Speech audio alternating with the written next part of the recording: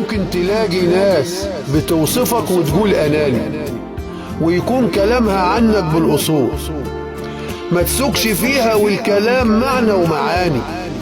اسمع وركز، شوفها عنك ليه تقول. ما هو مستحيل الناس تقول على شخص واحد كلام موحد والكلام ملهوش أصول.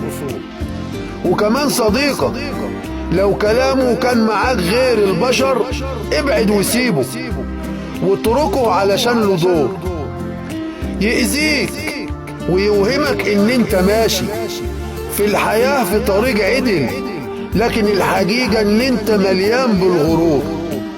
ما هو اصله سوء صاحبك وخدعك بالكلام وبقيت في سوق.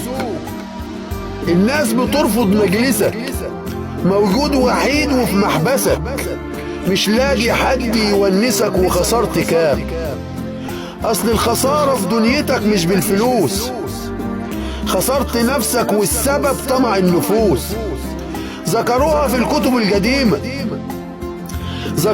الكتب القديمة وقالوا عنها في 100 قاموس.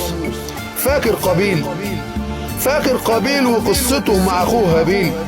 ما هي دي البداية ووصفها بنفس المعاني، وكل الخلايق منها صبحت تعاني.